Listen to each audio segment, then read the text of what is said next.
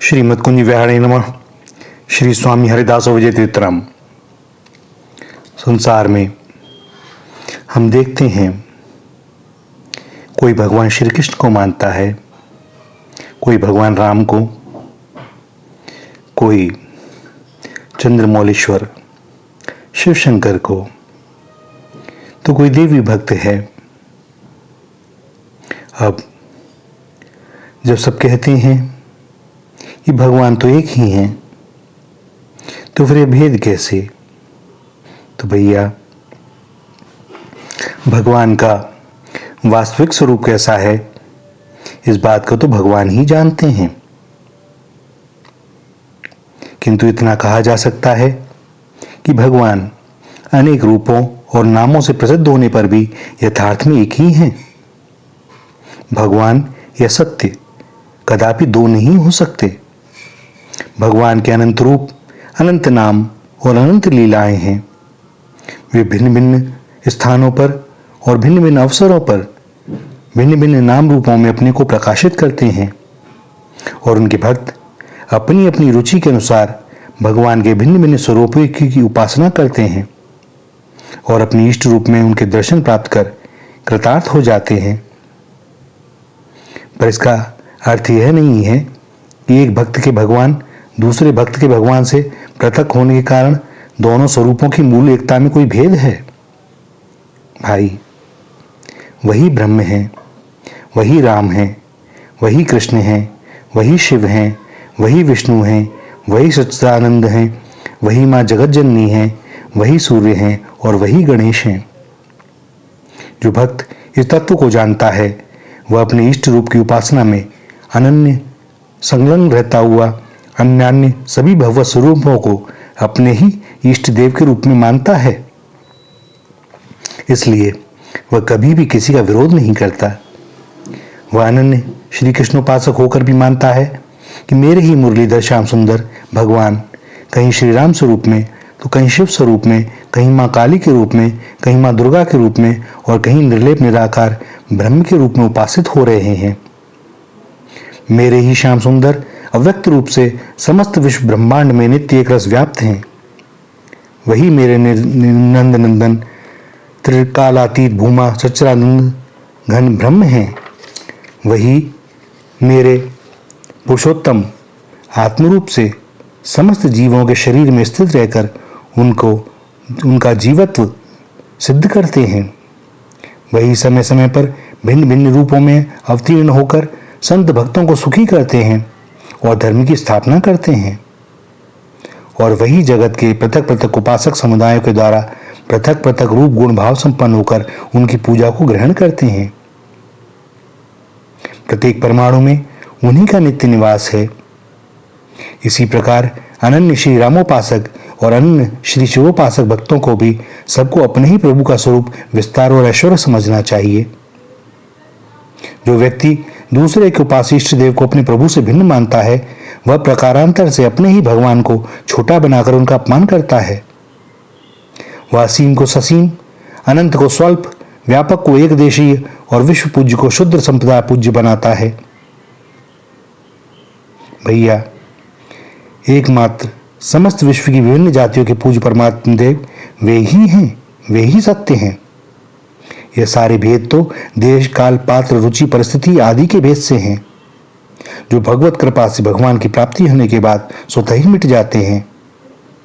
अतएव अपने इष्ट स्वरूप का अनन्य उपासक रहते हुए वस्तुगत भेद को भुलाकर सब में सर्वत्र सब समय परमात्मा के ही दर्शन करने चाहिए। यह समस्त चराचर विश्व उन्हीं भगवान का शरीर है, उन्हीं का स्वरूप है, यह मानकर कर्तव्य बोध से जीव मात्र की सेवा करके भगवान को प्रसन्न करना चाहिए। संप्रदाय भेद के कारण एक दूसरे के उपास्य देव की निंदा करना बड़ा भारी अपराध है। पूर्व काल में शैव, शाक्त और वैष्णवों के परस्पर झगड़े भी हुआ करते थे, और धीरे धीरे प्रभु कृपा से ज्ञान होने पर सब मिट गए। इन झगड़ों में होता क्या है? इनमें अधिकतर मोह और दुराग्रह ही प्रधान कारण होता है। शास्त्रों में ऐसे अनेक प्रसंग हैं जिनसे शिव, विष्णु आदि समस्त रूपों की एकता सिद्ध होती है। भगवान शिव भगवान श्री राम और श्री कृष्ण की उपासना करते हैं और भगवान श्री राम और श्री कृष्ण भगवान शिव की करते हैं। वे परस्पर एक दूसरे के भक्त और भगवान हैं। आप ही अपनी पूजा करते करवाते हैं। जैसे ब्रज में उन्होंने गिरिराज जी की पूजा करवाई। एक रूप से वे 56 भोग गिरिराज जी को अर्पित कर रहे थे और दूसरे रूप से उन भोगों को स्वयं ही ग्रहण कर रहे थे। भगवान की ये लीलाएं भक्तों के लिए सुखदायिनी और तार्किक तथा दुराग्रही लोगों के लिए भ्रम में डालने वाली होती हैं। श्री राम सेतु बंध पर श्री रामेश्वर महादेव की स्थापना करके उनकी पूजा करते हैं और श्री शंकर जी कई बार सेवा में आकर श्री राम की स्तुति करते हैं। भगवान शंकर श्री कृष्ण के दर्शनार्थ आते हैं और भगवान श्री कृष्ण भगवान शंकर की प्रसन्नता के लिए तप करते हैं। पद्म पुराण के एक प्रसंग में भगवान शंकर भगवान श्री राम की स्तुति करते हुए कहते हैं, हे श्री राम, जो अपनी अंश कला द्वारा समस्त विश्व की सृष्टि, स्थिति और संहार करते हैं, वह प्रकृति से परे एकमात्र साक्षात परम पुरुष आप ही हैं। हे प्रभु, आपका कोई रूप नहीं है। आप ही संपूर्ण जगत के कारण हैं। आप एक ही अपनी माया से ब्रह्मा, विष्णु, शिव 3 रूपों को धारण करते हैं।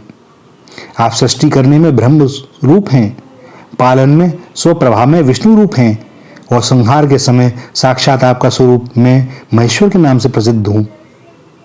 और इसके उत्तर में भगवान श्री राम कहते हैं, हे शंकर, आप सदा मेरे हृदय में और मैं सर्वदा आपके हृदय में रहता हूं। हम दोनों में कोई भी अंतर नहीं है। दुर्बुद्धि मूर्खी हम दोनों में भेद देखते हैं। हम दोनों अभेद रूप हैं। जो मनुष्य हम दोनों में भेद की कल्पना करते हैं, वे 1000 कल्प तक कुंभी पाक नरक में पड़े पड़े कष्ट भोगते हैं। जो धर्मपरायण मनुष्य आपके भक्त हैं, वे मेरे भक्त हैं, और जो मेरे भक्त हैं, वे मेरे प्रति महान भक्ति होने के कारण आपके किंकर हैं।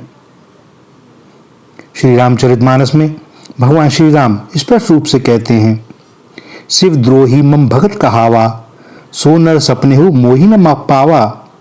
शंकर विमुख भगति चह मोरी, सो नारकी मूढ़मति थोरी। शंकर प्रिय मम द्रोही, शिव द्रोही मम दास। ते नर करही कल्प भरी, घोर नरक महु बास। औरऊ एक गुपत मत, सबई कहूं कर जोर। शंकर भजन बिना नर, भगति न पावै मोर। इससे अधिक एकाग्रता का भगवान के स्वरूपों में एकता का स्पष्ट वर्णन और क्या हो सकता है। इतने पर भी यदि हम लोग भ्रमवश एक ही भगवान के विभिन्न स्वरूपों में भेद मानकर उसका अपमान करते हैं, तो भगवान हम पर दया करें।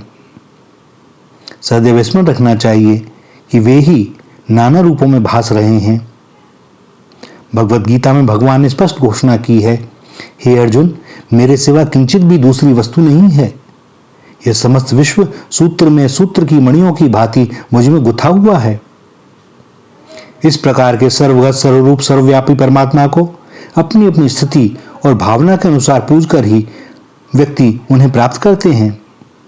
और यह बात भी भगवान ने कह दी कि जिस परमात्मा से समस्त भूतों की उत्पत्ति हुई है और जिससे समस्त जगत व्याप्त है, उस परमात्मा को अपने अपने कर्मों द्वारा पूजकर मनुष्य परम सिद्धि को पाता है। कहां तो हम कहते हैं कि वासुदेव सर्वम, सब कुछ भगवान ही है, और भगवान को सब में देखकर सबकी सेवा करने का उपदेश दिया जाता है। और कहां हम लोग भगवान के विविध श्री विग्रहों में भेद करते हैं। भैया, ये बड़ी लज्जा और दुख की बात है। हम सबको इन सारे भेदमूलक विरोधी द्वेष भावों को त्याग कर अपनी अपनी भावना और मान्यता के अनुसार भगवान की भक्ति करनी चाहिए।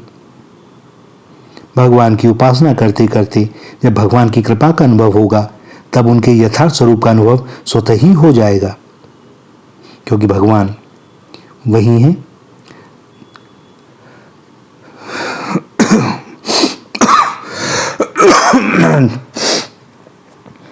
भगवान का रूप कल्पनातीत है। मनुष्य की बुद्धि वहां तक पहुंच नहीं पाती। निराकार या साकार भगवान के जिन जिन स्वरूपों का वाणी से वर्णन या मनन से मन किया जा सकता है, वे सब शाखा चंद्र न्याय से केवल भगवान का लक्ष्य कराने वाले हैं, यथार्थ नहीं हैं। वह तो सर्वथा अनिवर्चनीय है। इन स्वरूपों की वास्तविक निष्काम उपासना से एक दिन अवश्य ही भगवत कृपा से यथार्थ स्वरूप की उपलब्धि कर भक्त जीवन धन्य और कृतार्थ हो जाएगा। भेद की सारी गांठें स्वतः टूट जाएंगी। परंतु इस लक्ष्य से पहले सावधान रहने की आवश्यकता है। कहीं विश्वव्यापी ब्रह्मांड व्यापी भगवान को अल्प बनाकर हम उनकी तामसी पूजा करने वाले न बन जाएं। कहीं असीम को हम सीमा में न सीमित कर दें। भगवान महान से महान और अणु से अणु हैं। त्रिकाल में नित्य स्थित और त्रिकालातीत हैं। तीनों लोकों में व्याप्त हैं और तीनों लोकों से परे भी हैं।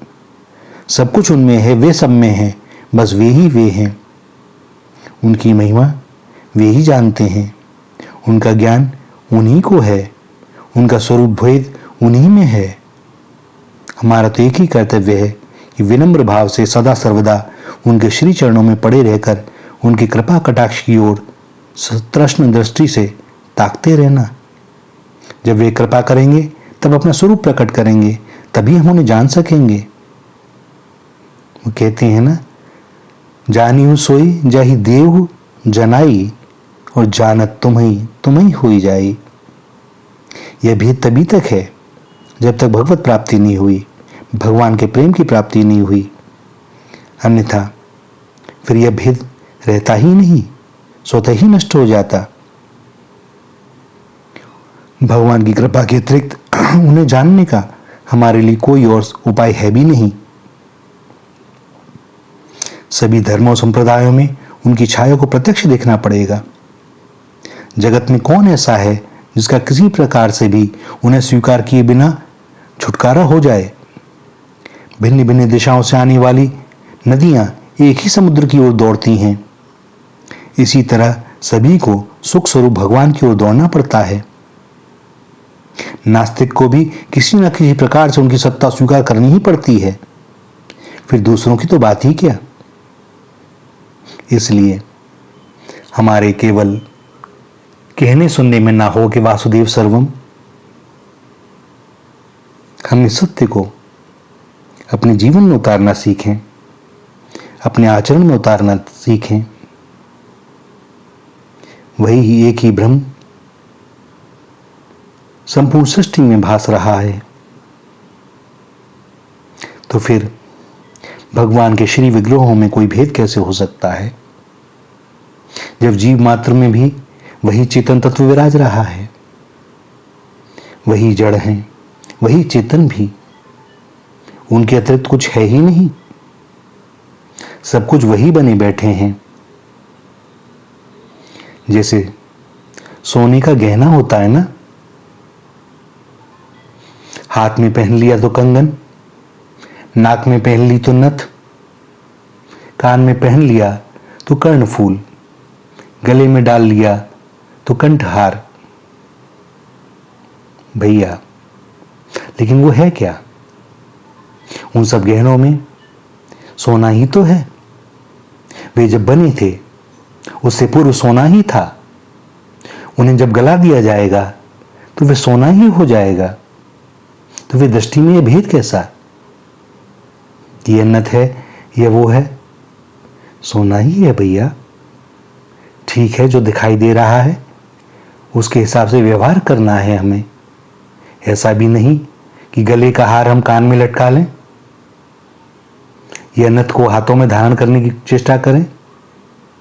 नहीं, व्यवहार इस प्रकार कीजिए रहे, लेकिन मूल में यही बात विराजमान रहती है, यह सोना है। इसी प्रकार वह ब्रह्म संपूर्ण सृष्टि में भास रहा है। वासुदेव सर्वम। श्री राधा श्री राधा श्री राधा।